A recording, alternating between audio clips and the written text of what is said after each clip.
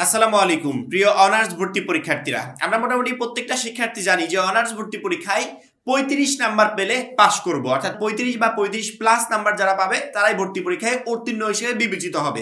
এখন শিক্ষার্থীদের কমন একটা প্রশ্ন যে 35 নাম্বার পেয়ে উত্তীর্ণ হবো, ঠিক আছে, কিন্তু আমরা এতদিন যাবত যে সিস্টেমে পরীক্ষা দিয়েছি ভর্তি পরীক্ষায় সাধারণত সেই সিস্টেমটাই অ্যাপ্লাই হবে নাকি নতুন একটা সিস্টেম, অর্থাৎ 35 নাম্বার কি সকল সাবজেক্ট মিলে, যেমন বাংলা আলাদা আলাদা সাবজেক্টে পরীক্ষা হচ্ছে, কিন্তু বাংলাতে হবে, ইংরেজিতে হবে, সাধারণ জ্ঞানে হবে, আরো গ্রুপ ভিত্তিক সাবজেক্ট তো আছে। মাত্র 310 টাকায় যারা এখনো আমাদের জাতীয় বিশ্ববিদ্যালয়ে ভর্তি পরীক্ষার প্রস্তুতি কোর্সে যুক্ত হন, খুবই দ্রুত করো, কারণ কি একটা মাত্র কোর্সে তুমি সকল সাবজেক্টের সাজেশন পাবে, সকল গ্রুপের পিডিএফ আকারে, প্রত্যেকটা সাবজেক্টের প্রত্যেকটা চ্যাপ্টার অ্যানালাইসিস করা আলাদা আলাদা চ্যাপ্টার ওয়াইজ এমসিকিউ পাবে পিডিএফ আকারে। বিগত বছরগুলোর জাতীয় বিশ্ববিদ্যালয়ে ভর্তি পরীক্ষায় যে প্রশ্নগুলো আসছিল সেই টোটাল প্রশ্নগুলোর প্রশ্ন ব্যাংক পাবে পিডিএফ আকারে। পড়াশোনা রুটিন, ভর্তি পরীক্ষার গাইডলাইন শেষে ভর্তি পরীক্ষা পর্যন্ত ফুল সাপোর্ট পাবে এই একটা মাত্র কোর্সে। এই টোটাল বিষয়গুলো আমরা তোমাদেরকে দিচ্ছি একটা প্যাকেজ আকারে, যেই প্যাকেজের মূল্য মাত্র 310 টাকা। যারা এখনো কোর্সে যুক্ত হন, স্ক্রিনে যে নাম্বারটা দেখতে পাচ্ছ এই নাম্বারে 310 টাকা কোর্স ফি পাঠিয়ে এই নাম্বারে হোয়াটসঅ্যাপে আমাদেরকে জানাবে যে ভাই কোর্স ফি পাঠিয়েছি, সাথে সাথে তোমাকে গ্রুপে যুক্ত করে নিব, তখন থেকে তোমার ভর্তি পরীক্ষার প্রস্তুতি শুরু হয়ে যাবে। সকল সাবজেক্ট মিলে আলাদা আলাদা নাম্বার, বাংলাতে 20, এটাতে 20, ওটাতে 10, এভাবে আলাদা নাম্বার। সেক্ষেত্রে আলাদা আলাদা পাস করতে হবে নাকি অল সাবজেক্ট মিলে 35 নাম্বার পেলেই পাস, সিস্টেমটা আসলে কোনটা? এই বিষয়ে প্রচুর কমেন্ট আসছে। এখন আমি পার্সোনালি একটা একটা করে কমেন্টে রিপ্লাই না দিয়ে একটা ভিডিও বানিয়ে দিচ্ছি, যাতে টোটাল বাংলাদেশের শিক্ষার্থী যে ভিডিওটা দেখবে তার কনফিউশনটা ইনশাআল্লাহ দূর হয়ে যাবে। তার আগে প্রত্যেকটা শিক্ষার্থীকে বলি, পরীক্ষা কিন্তু চলে আসছে দরজায়, এই মুহূর্তে পরীক্ষা করানোর চেয়ে হাতে এতটুকু সময়ও নাই যে একটা সাবজেক্টে আমি একবারে প্রপার পুরো সিলেবাসটা কমপ্লিট করব, এতটুকু সময় নেই। সেখানে এক গাদা সাবজেক্ট, এই এত সাবজেক্টে প্রিপারেশন নিব কিভাবে, এখন শেষ মুহূর্তে প্রত্যেকটা শিক্ষার্থীর মাথায় টেনশন ঢুকে গেছে। এখন আমার মনে হয় অযথা অহেতুক যেই বিষয়গুলো আমাদের পরীক্ষায় আসবে না সেগুলোর পিছনে সময় নষ্ট না করে এমন কিছু পড়া দরকার যাতে অল্প সময়ে আমি বেস্ট একটা প্রিপারেশন নিতে পারি এবং এখান থেকে ভর্তি পরীক্ষায় প্রশ্ন কমন পেতে পারি। যেহেতু ভর্তি পরীক্ষাটা হবে এমসিকিউ পদ্ধতিতে, এই জন্য আমার মনে হয় প্রত্যেকটা শিক্ষার্থীরই সেই এমসিকিউ গুলো প্র্যাকটিস করা উচিত, যেখান থেকে ভর্তি পরীক্ষায় তুমি ইনশাল্লাহ প্রশ্ন কমন পাবে।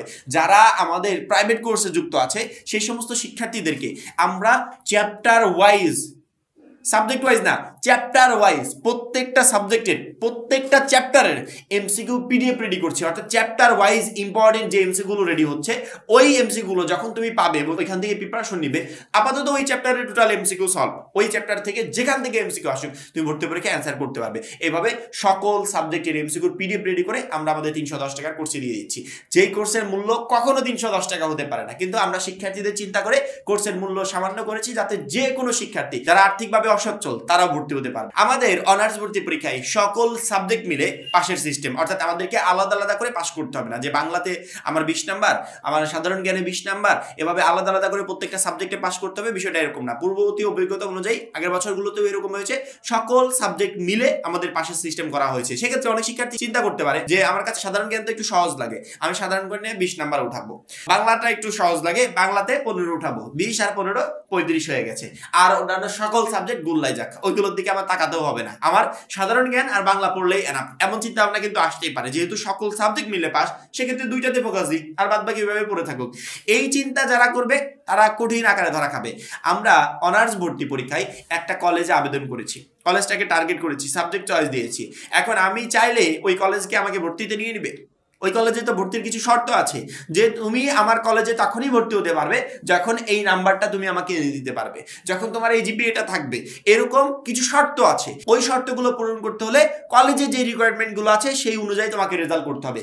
ভালো কলেজ ভালো নাম্বার লাগবে, খারাপ কলেজ অল্প নাম্বারে হয়ে যাবে, কিন্তু আমাদের কারো উদ্দেশ্য নিম্নমানের কলেজে ভর্তি হওয়া না, প্রত্যেকটা শিক্ষার্থীর উদ্দেশ্য ভালো মানের কলেজে পড়াশোনা করা। এখন ভালো মানের কলেজে যদি পড়াশোনা করতে চাও তাহলে ভালো রেজাল্ট করতে হবে, অর্থাৎ আমি চাইলে একটা কলেজ আমাকে নিয়ে নিবে না, তারা আমাদের রেজাল্টটা দেখবে। শুধুমাত্র 35 বা 35 প্লাস নাম্বার পেয়ে উত্তীর্ণ হলে যে আমি একটা কলেজ পেয়ে যাবো, বিষয়টা এরকম না। তুমি জাস্ট আবেদন করেছো, তোমার আবেদনটা কলেজ গ্রহণ নাও করতে পারে, রেজাল্ট যদি দেখে যে খারাপ আসছে তখন গ্রহণ করবে না, তখন বলবে যে তুমি অন্য কলেজে ট্রাই করো, আমার কলেজে তুমি ভর্তি হতে পারবে না।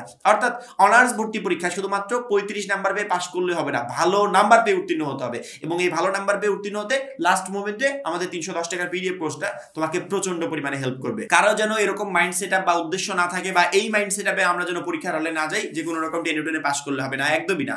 অনার্স ভর্তি পরীক্ষায় আমরা ভালো নাম্বার পেয়ে প্রত্যেকটা শিক্ষার্থী 50+ নাম্বার পেয়ে উত্তীর্ণ হবো, সেই চিন্তা ভাবনা বা সেই প্রিপারেশন নিয়ে পরীক্ষার হলে যেতে হবে, যাতে আমি আমার পছন্দের কলেজে ভর্তি হতে পারি। আশা করি এই বিষয়গুলো নিয়ে যারা শিক্ষার্থীরা কমেন্ট করছিল যে আলাদা আলাদা পাস নাকি সকল সাবজেক্ট মিলে 35+ নাম্বার পেলে পাস করতে পারবো, আশা করি ক্লিয়ার একটা উত্তর দিতে পেরেছি। এখন এই পর্যন্তই। পরবর্তী ভিডিওর জন্য অবশ্যই চ্যানেলটাকে সাবস্ক্রাইব করে রাখবে। সবাই ভালো থাকবে, সুস্থ থাকবে। আল্লাহ হাফেজ।